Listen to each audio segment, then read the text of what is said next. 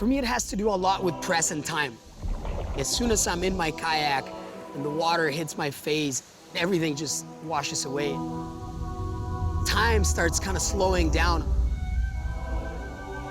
I'm just becoming one with the waterfall. Impact. I can look back at the waterfall and everything just makes sense right there.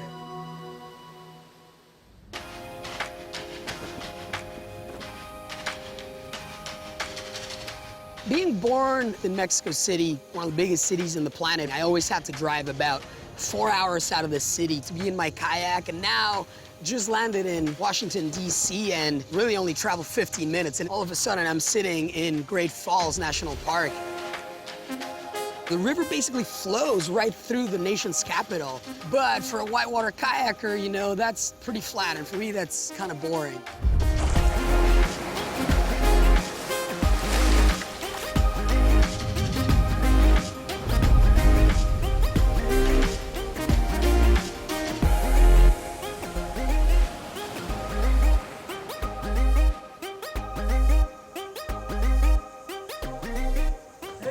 Tom! How are you? Good, how you doing, man?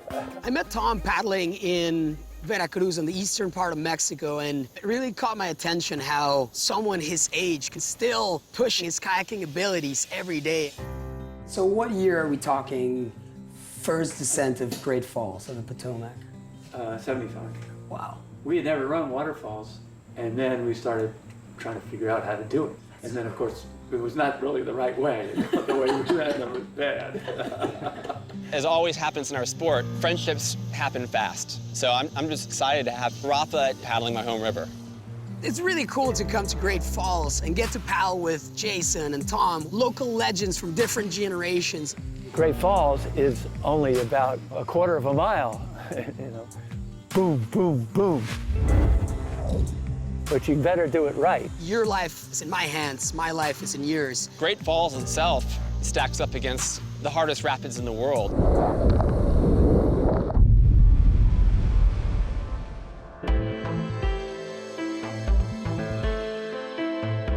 There are several things about the Potomac River that really stand out. For one, it's so unusual to have a river that's wild and untamed so close to a major city. In the 60s and 70s, the Potomac was terribly polluted. Tom McEwan seems to have passed safely through the most challenging part of his afternoon adventure.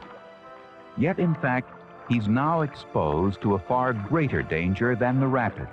When we first started paddling, I would go, and if I had a cut on my leg or something like that, it would get wet, and I would get infected. Now the river is safe enough to swim in. It's truly a model of what can be achieved with dedicated environmental stewardship. When you're in a city, we kind of lose track of the environmental impact that we have. As outdoor athletes, we have this opportunity to touch base with Mother Nature again.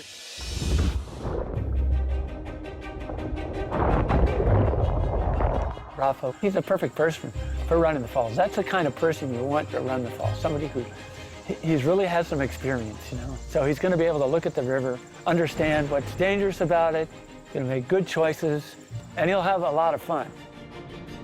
For me, the best escape is just getting out on the river and getting in my kayak and kind of finding that happy place. Great Falls runs the gamut of the different types of whitewater that are available to kayakers. I'm just happy that Rafa's been able to see the different faces of this river. It doesn't matter how bad you're doing. As soon as you're in your kayak, kind of alive again.